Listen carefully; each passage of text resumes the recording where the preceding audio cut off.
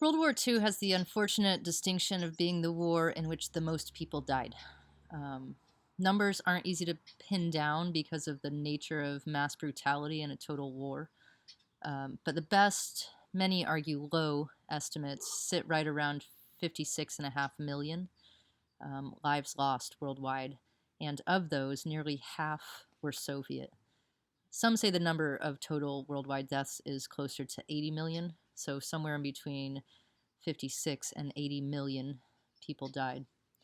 The dates of this war are also a little bit fuzzy. The traditional dates are listed here: 1939, when Germany invades Poland, and 1945, when Japan surrenders. Germany's invasion of Poland pretty clearly brought Europe into the war, and so this conventional dating begins from European involvement. But there were many precursor wars, and there were many nations who were at war before 1939 and who remained at war into some throughout for the whole of World War II.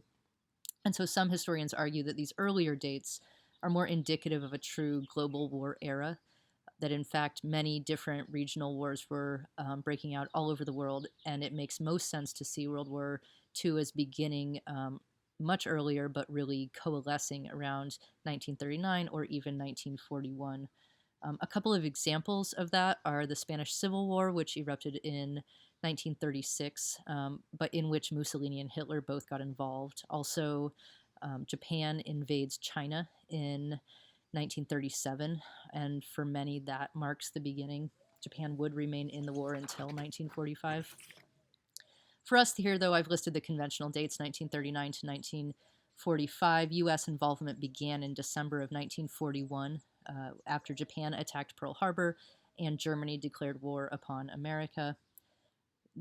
And then we move to the reason for fighting. Now, most directly, the U.S. was attacked and then threatened, and that actually kind of dragged the United States into the war. But the reason given, the real casus belli, what brought us to the battle is defeating fascism, the call to defeat fascism. The genocidal mania of Hitler's National Socialism was a true human evil.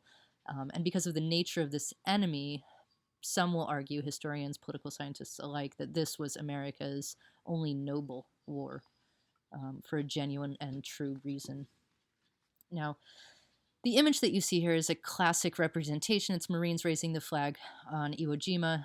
It's become an iconic image of World War II. It was taken by Joe Rosenthal. It won the Pulitzer. It is, in fact, not the first, but the second flag raised on Mount Suribachi on Iwo Jima.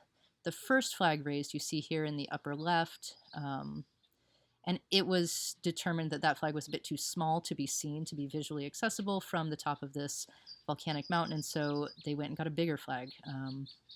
And that is the bottom left image. This is the second flag raised, and the image itself has become sort of representatively iconic. It formed the model for the Marine Corps Memorial, which now appears at Arlington, and you see in the middle, it also carried a great deal of imagistic power into a number of propaganda campaigns. The one on the right is for the Seventh War Loan, when war bonds were being sold to America, now all together. And it's this image has shown up in several other places as well. Defeating fascism was really the cause, but we come back to the question of how did we get there? In a lot of ways, World War II is a continuation of World War I. And the Treaty of Versailles was pretty harsh on Germany. So conditions there were economically very bad. The infrastructure was damaged. A lot of lives were lost. They lost a good chunk of their territory, which you see on the bottom. And the population was pretty thoroughly demoralized by the Treaty of Versailles, the World War I loss. In America, the isolationist tendencies that had kept America out of World War I until 1917 were only strengthened in the aftermath of that First World War, with a recognition of the horrific experiences of what came to be known as the Great War. As many veterans came home with shell shock, as the carnage became visually available through newsreels and print media. So, hearkening back once more to Washington, America really wanted nothing of foreign entanglements, was just not interested. After a minor recession, the 20s were roaring in America, right? This was the jazz age, the electricity boom, which brought lights into households, and along with electric lighting, also a great many modern appliances that the post-war industrial factories could now offer to those who could afford them or to those who could access credit for them, and many accessed credit. In 1920, the 18th Amendment, which was actually of 1919, got enforcement through the Volstead Act, and so prohibition began in earnest, as did bootlegging and speakeasies. Prohibition itself would be voided by the 21st Amendment later in 1933. Also in 1920, the 19th Amendment gave women the right to vote, though it's notable that Jeanette Rankin from Montana was already a congressperson, a representative in Congress since 1917. She actually served 2 terms, one at the very beginning of America's entry into World War I, 1917. She voted on that. She voted against going to war, in fact. And again, at the beginning of America's entry into World War II, she shows back up for another term, also voted against that. But before women had the federal right to vote, we had a woman in Congress. So as long as you weren't in the class and the race groups that we discussed last time, the 20s were pretty good in America. Economically, there was growth and optimism, at least as much optimism as actual growth. Remember the credit. People were using it. The promise of industrialization had been brought back to the home front. After being mobilized for martial purposes in World War I, industrialism came back and offered this burgeoning economy all manner of convenience. 17% of Americans had a car in 1925. 20% of American homes had a radio.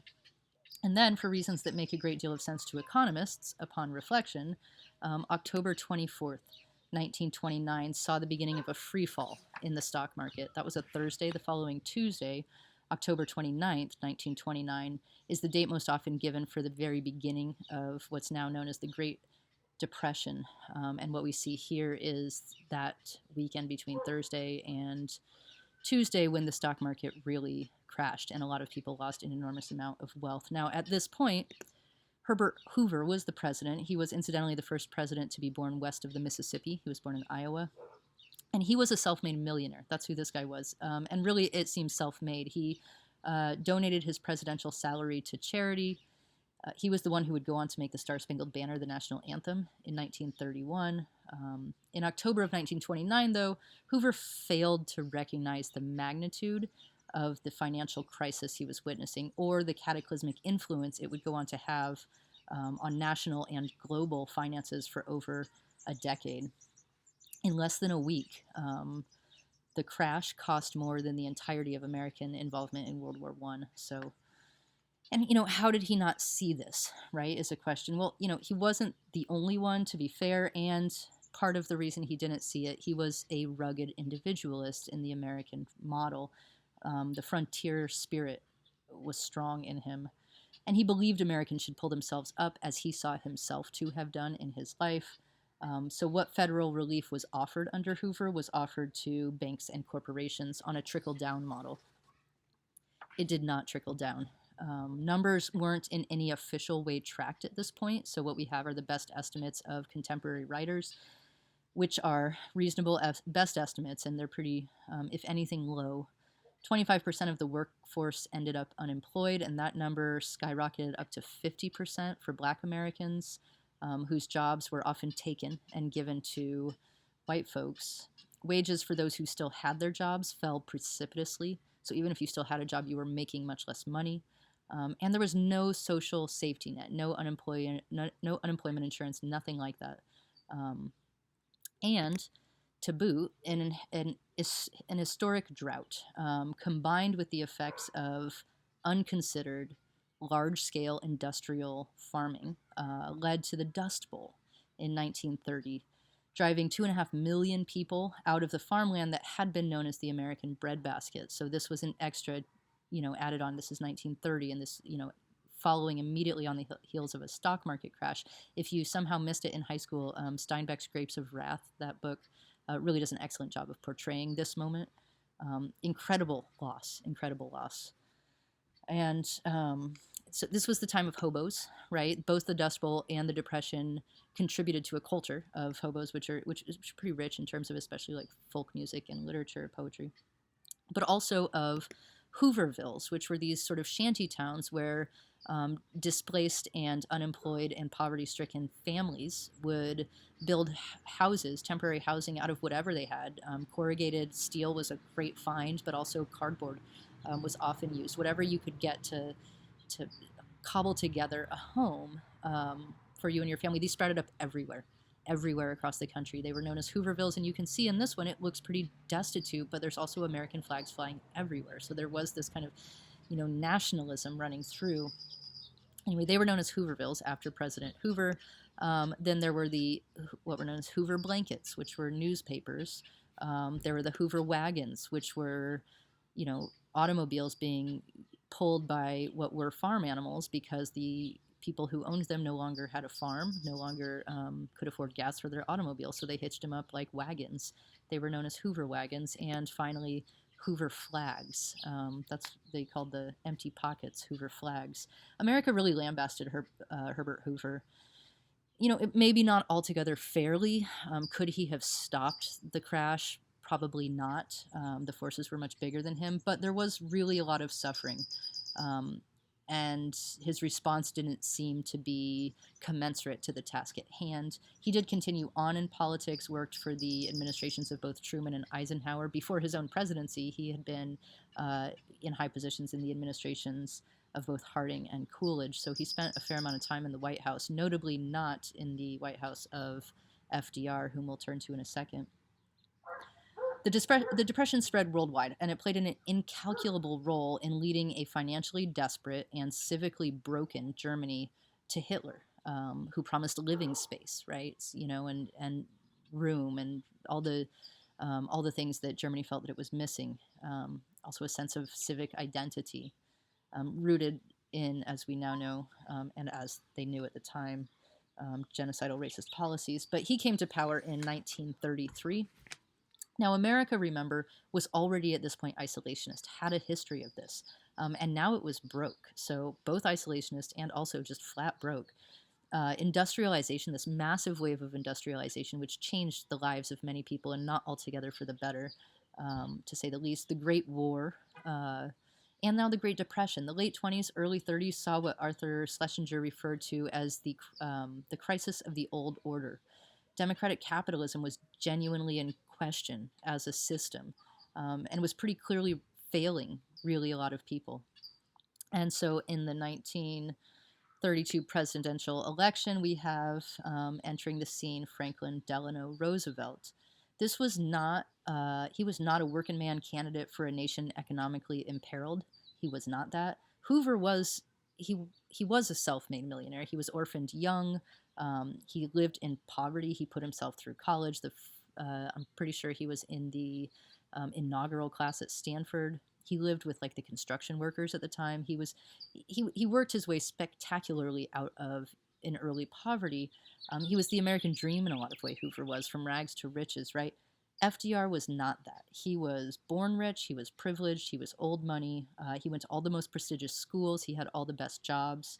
He was the undersecretary to the Navy under President Wilson, a job that, as you remember, Theodore Roosevelt, who was Franklin Delano Roosevelt's fifth cousin, had also held. And FDR really greatly admired Theodore Roosevelt, and so did intentionally follow in some of his footsteps, though we will see they differed in significant ways. FDR entered the 1932 campaign with a pledge. I pledge you, I pledge myself, he said, to a new deal for the American people. And people were sure as heck ready for a new deal. By 1932, the effects of the crash were thoroughgoing. The 1932 presidential election was timed such that it pretty much corresponded with rock bottom in terms of the country's economy. Banks had started failing and closing in 1929, and by 1932, over 5,000 banks had closed, shut their doors, locked them, took the money with them. There was no money. The money was gone, and so individuals, families, people's savings gone, and so banks, much like the one on the left, just closed their doors. The cash was gone. More people were leaving the United States than were entering it for the first time in the nation's tracked history. The poverty rate was anywhere between 60 and 80%. And so breadlines, which you see on the right, were common. They were all over the place. So this was really rock bottom for America financially. And so a New Deal sounded great, and FDR trounced Hoover in a landslide. So 1928 is the electoral map when Hoover got elected, and you can see Hoover is in red there. He did a great job. 1932, 4 years later, you can see that Hoover is still in the red, and it's quite the switcheroo.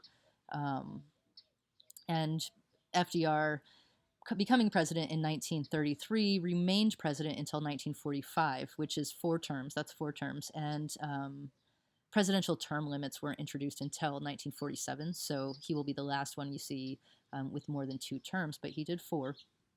And this 12-year term as president really makes FDR the president of both the Great Depression and World War II. Though he was not president at the beginning of the Great Depression or the end of World War II, he really remains the iconic presidential leader figure for the duration of this era. And the New Deal on which FDR campaigned was signed into law during his first 100 days in office, so he was quick on this. He was active. Over the next few years and in a couple of different waves, this New Deal reshaped American expectations of what government is for, of how government interacts with one's life, right? These policies involved the Fed in people's lives to a previously unimagined degree. So there were programs that we still enjoy today, things like Social Security and unemployment insurance. He introduced the FDIC, which insured bank accounts, right? So you can keep your money in a checking account, and if it's FDIC insured, ostensibly you get to keep that money even if the stock market crashes.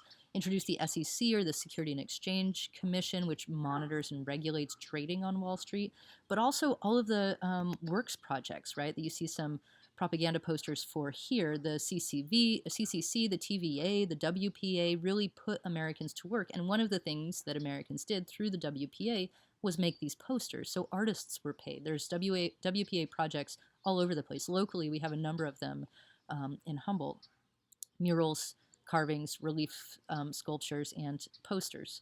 And FDR was pretty masterful in conscripting the ideal of rugged American individualism into the cause of collective social efforts to recuperation. And that's really key here. So I'm going to repeat that. One of the things that FDR did really well was he took this notion, this ideal, this aspirational model of the rugged individualist and absorbed it into the cause of collective social efforts towards shared betterment, right? So now the individual, to be a rugged individual, would participate in these larger programs, which critics would call socialist. Now, from his first inaugural, we see him do this from the point of his first inaugural speech. He gives 4. Nobody else gets to do that. But here's his first inaugural speech on March 4th, 1933. The way to recovery, he says, is the old and permanently important manifestation of the American spirit of the pioneer. That can-do attitude, invigorated by adversity, self-sustaining and self-determined, it was always at least half myth. We've seen this.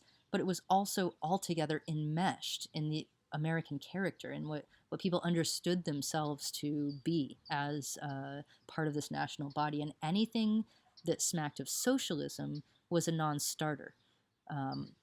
So framing, social support, social safety net programs, massive federal involvement in social security projects as part of this individualism and this rugged dedication to a kind of frontiersmanship and pioneer ethic was pretty brilliant. But FDR made it clear what political system he stood for and what political system we all stood for, in that he used the first person plural. We do not distrust the future of essential democracy, he tells us in this speech. We don't distrust that. We believe in the future of essential democracy. Now, what essential means, that's a question that his critics would have a lot of fun with, but the crisis of the old order would be averted. It would, through the industriousness and the grit of the American individual. Disaster had clearly already struck. Children were malnourished across the country, but he assured America that there was nothing to fear but fear itself. And that's become a quite famous phrase, which I'm sure you've all heard, that material conditions could be met, and American optimism would once more chart a course forward through adversity, onward to that sort of preordained horizon of progress, which, granted, okay, was ever receding, but which was this providential nation's destiny to come exceptionally close to, right? Chin up is the idea, facing adversity, just like that metonymic pioneer. We must move, he says, as a trained and loyal army willing to sacrifice for the good of a common discipline. FDR helped Americans to see austerity as a virtue, adversity as a welcome challenge. Now, remember, they were facing austerity and adversity no matter what. So he helped to frame it as a part of a national culture that this was virtuous. This was a welcome challenge. This is something that helped us to continue to define this sort of ruggedly American frontier ideal. He, helped Americans to frame cooperation and collectivism as a manifestation somehow of America's rugged individualism, right? We would come together and through a massive bureaucratic social safety net, support the whole as a manifestation of our rugged individualism. It's brilliant. He says, we face the arduous days that lie before us in the warm courage of the national unity, with the clear consciousness of seeking old and precious moral values, with the clean satisfaction that comes from the stern performance of duty by young and old alike. Right? National unity, old and precious moral values, duty, right? Americans were called to face the challenges of the Depression and to embrace the massive new bureaucratic infrastructure of social programs, and at the same time, they were called by manufacturers and advertisers to embrace the American dream through all the material advantages that the nation's exceptionalism promised. And I just take a minute to look at these billboards. They were everywhere in America. The manufacturing, the National Association of Manufacturers put up a bunch of these, right? And we'll start at the upper left, right? Next time, try the train and travel while you sleep. It looks so nice and luxurious. Well, you notice that they're behind this billboard and using this billboard as wind cover is a family, and that's from Kern County, California, is a family living in a, personal single family Hooverville, right? This is a makeshift home, a tent kind of very temporary housing set up behind the billboard because they were homeless, right? This is part of the Dust Bowl migration. And then you have below that a fellow with clearly a pack on his back and staring at this. It's the American way, right? Freedom, opportunity, democracy, private enterprise. It was celebrating and selling Americans on something that the vast majority of Americans had no access to. And the right-hand image just nails it like, pretty gut-wrenchingly home. This billboard appeared all over America, and variations on it showed up all over America. The world's highest standard of living, right? There's no way like the American way with your sort of stereotypically white family in a clean car, 2 kids and a dog, right? And then you have a bread line. This is a bread line that's lined up beneath it with almost exclusively black faces. So all the material advantages that this nation's exceptionalism promised were still not being met by the people to whom they were being advertised, but they remain part of the narrative. Both strands ran along together. Over the coming years, spanning most of the 1930s, Americans continued to live under the pressures of an economic depression. And out of this came a real aversion to waste. On survivalistic grounds, so those of you who can remember Depression-era grandparents, you know that they treated the kitchen differently. They treated the shed differently. Right? Throughout the 30s, FDR would continue to call attention to the nation's suffering and would continue to frame it in terms of a national moral response. I see 1/3 of a nation ill-housed, ill-clad, ill-nourished, he said in his second inaugural. Earlier in 1934, no country, however rich, can afford to waste its human resources. Demoralization caused by vast unemployment is our greatest extravagance. Right? So to reframe the unemployment as itself a national extravagance, that this is something that we must tighten our belts and not allow to happen through a kind of collectivist project. Back to the second inaugural, the test of our progress is not whether we add more to the abundance of those who have much. It is whether we provide enough to those who have too little. Recognizing that, seeing that a less stratified financial world, one representing to a greater degree the equality of our founding principles, where equity would refer primarily to a more just distribution of power and resources, rather than referring primarily to the financial value one has held in capital investments, like how much equity is in your house, right? The idea was to shift that meaning and make, bring the notion of equity out of a spreadsheet and a record-keeping book and into the lived experience of people who simply didn't have enough. This is how FDR's narrative worked throughout most of his presidency. Hard work would redeem the rugged individualist from the demoralized state of the Great Depression.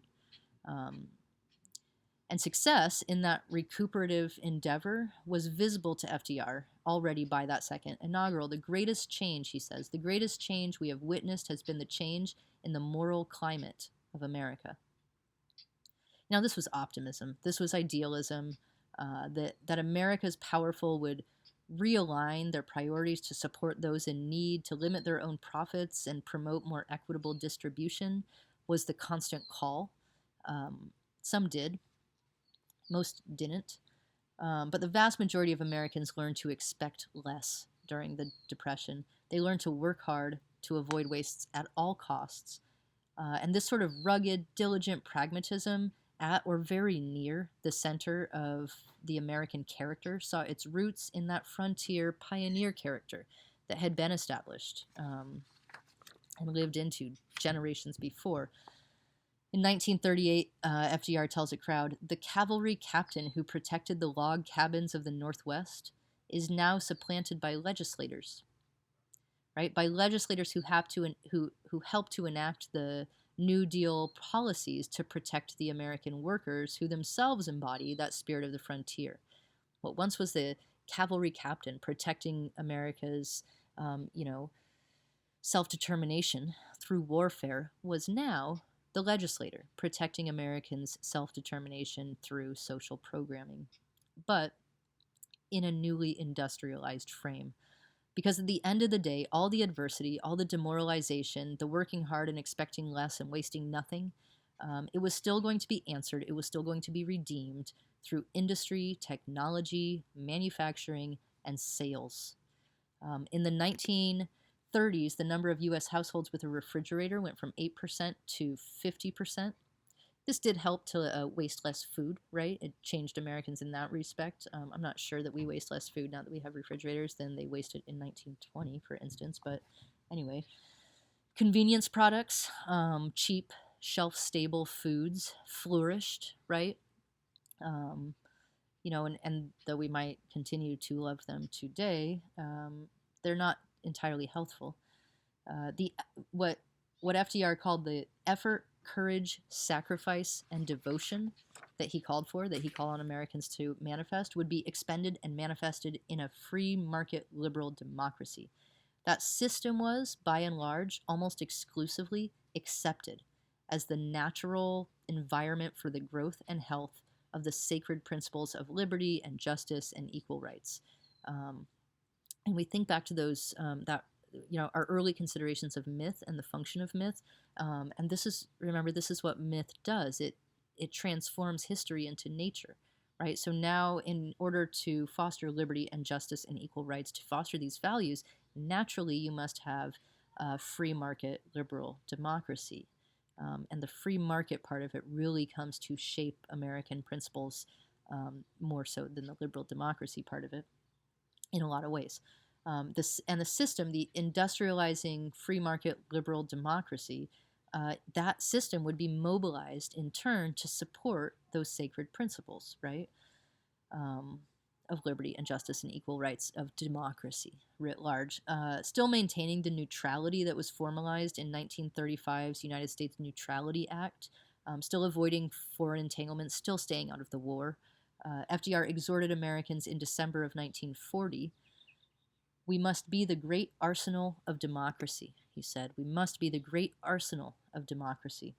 Through our industrial might, we had to provide the necessary supplies and equipment to those fighting on the right side of the European war. That was our calling. That was our job."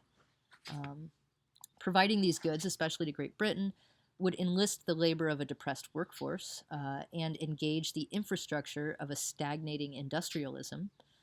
It would be a move away from the isolationist foreign policy that America had since its inception tended towards, but that FDR, because he had been in direct conversation with Churchill this entire time, who was losing the war and pretty desperately, FDR had been trying to bend Americans away from that isolationist stance. In September of 1939, in the 14th of those fireside chats, he gave these periodically, pretty regularly, and Americans would gather around their radios. And remember, we're now up to like 20% of Americans who had radios, right? By this point, a greater percentage, 30%, 35% of Americans have radios. And he holds these fireside chats. And on the 14th of those, in September of 1939, he says, in a fireside chat titled "On the European War," he says, "Passionately though we may desire detachment, we are forced to realize that every word that comes through the air, every ship that sails the sea, every battle that is fought, does affect the American future," right? FDR believed that the fates of the nations were interconnected, that America couldn't meaningfully remain isolated from what was happening in Europe. And acting as the arsenal of democracy, through what was called the Lend-Lease program officially, America would shoulder its role. It would do its work. It would contribute with, as he said, the same sense of urgency, the same spirit of patriotism and sacrifice as we would show were we at war.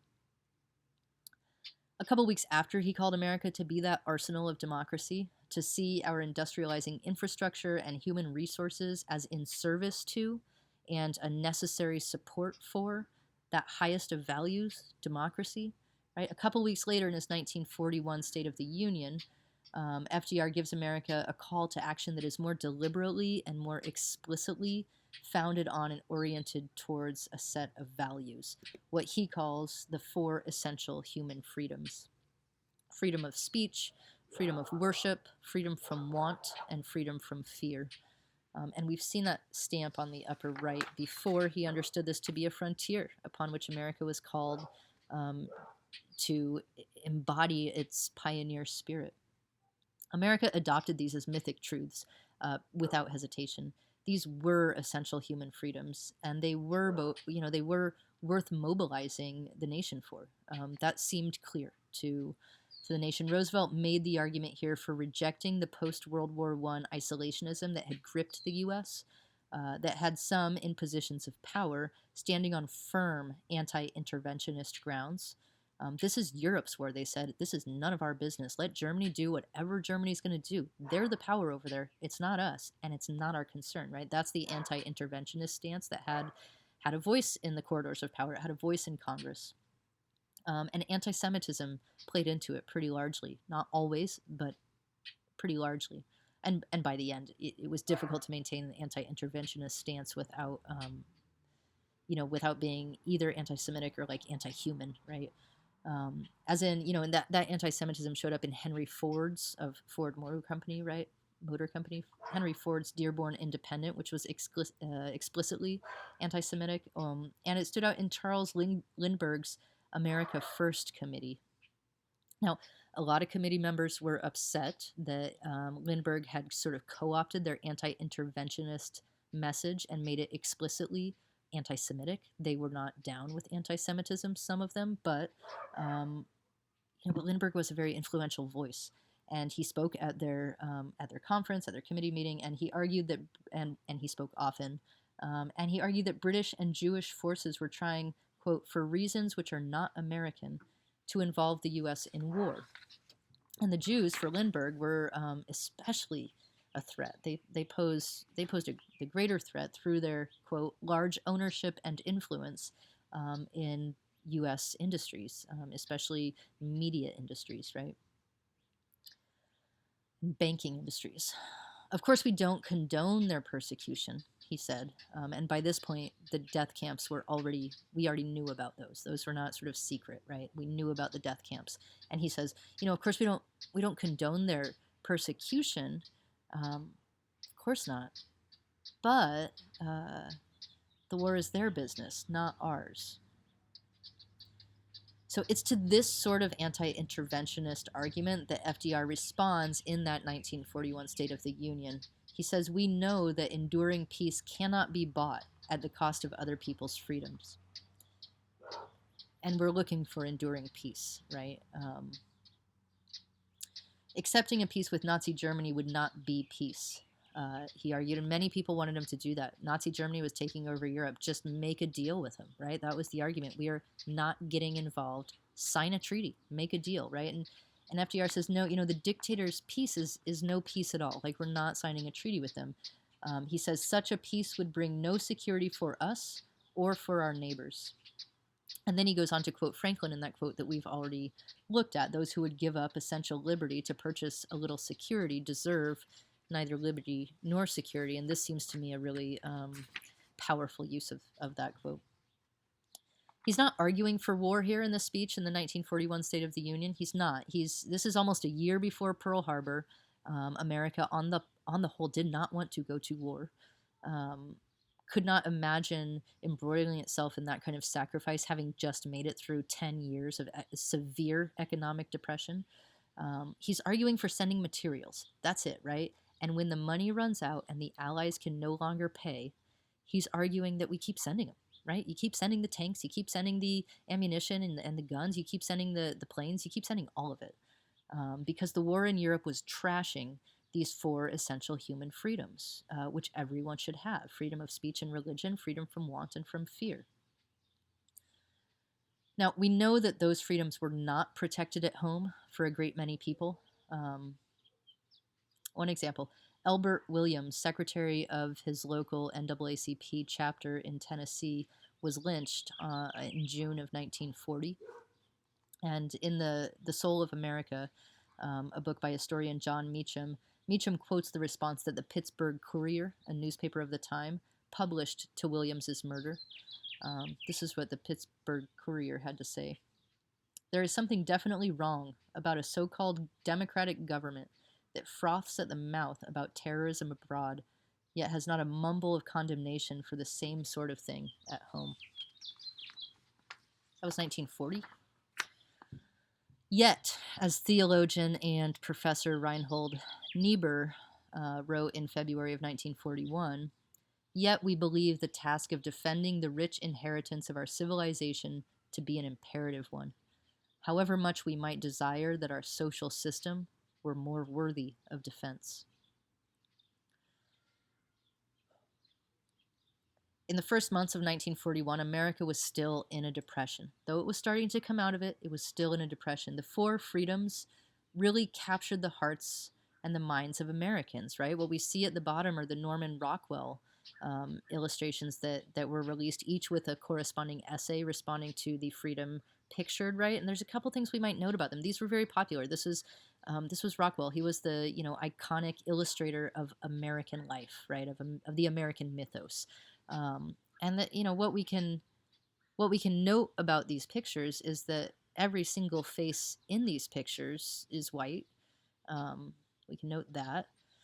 We can note that the freedom from want is not picturing some a family with enough food to not starve in a Hooverville, which were still very much part of American life. This is a picture with of a family with a very fat turkey and sitting at a table, with white linens, and it's an extremely mythic presentation. This was the dominant mythos of America at the time. What was projected in these freedoms that we stood for was a picture of white affluence and comfort, right? And also built into it, as from the beginning, freedom from fear. You have your last panel, and in the last panel, which represents freedom from fear, you've got futurity. You've got the children, right? It's not so much about whether I fear for my life, it's about whether my children fear. So that's a consistent theme that I'll point to. But, these 4 freedoms really did capture American hearts and minds at the time. For some, they meant staying out of the war and protecting American freedoms and American abundance at home, right? For some, they resonated only as a dream deferred, and, as Langston Hughes puts it, therefore a dream denied, right, for some. For some, they meant mobilizing for war, defeating fascism wherever it existed, ending the genocidal scourge that was taking over Europe. We know what happened. We went to war. The U.S. was sort of forced into it, kind of dragged into it. But the austerity of the Great Depression had prepared Americans to give a little bit, to do with a little less, in what became really the last American full scale societal mobilization for war. With World War II, we see the last time that Americans, on the whole and culturally, were asked and responded with, what were more inconveniences than actual sacrifices, but responded with um, an actual giving up of something, an actual attempt to do with a little less. As we'll see, there was massive recycling campaigns to make sure that we had enough rubber and enough metal. Right, we'll look to that. A rationing not only by the government but by yourself. A kind of, this was the last time that American society was even asked to give anything up, and they did not have to give up much. But it's the last war where mobilization happens on a large scale societal format. And economically, doing with a little less didn't even last for long, right? Economically, World War II was good for America. So maybe the New Deal ended the Depression, right? Maybe all those social safety nets and programs that were meant to, care for the least among us, those who, through conditions that they were born with, conditions that they fell into, circumstances they have no control over, sometimes maybe some control. Anyway, people who didn't have the capacity to care for themselves or their families for a time or maybe for their lives, right? Those social safety nets that were meant to buoy up society, to sort of lift all boats by decreasing poverty, by encouraging these four freedoms, right? Especially the third one, right? Freedom from want, and therefore freedom from fear. Maybe all of those ended the Depression. Maybe our economy could adjust itself um, such that poverty wasn't going to win. Maybe. Probably not, though. Probably what ended the Depression was World War II.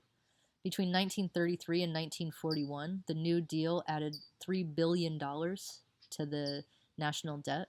And that's the end of 1941, so really it's 9 years. In 9 years, the New Deal added $3 billion to the national debt. In 1942, the next year, defense spending added another 23 billion. So in 9 years, we get 3 billion to foster these freedoms in the domestic population. 3 billion. The next year in defense spending, 23 billion. And the year following that, 1943, 64 billion on top. And on and on and on and on into today. War is the health of the state, as Randolph Bourne told us back in World War I. And it certainly fosters the flourishing of a free market economy. It's questionable whether it fosters the flourishing of a true democratic economy. Next time we will turn to the war itself and to Eisenhower, to his leadership, his presidency, and especially through his goodbye address, his presidential farewell address. We'll turn to the ways in which he helped to shape American self-understanding and the context within which American values might be not only recognized but embodied.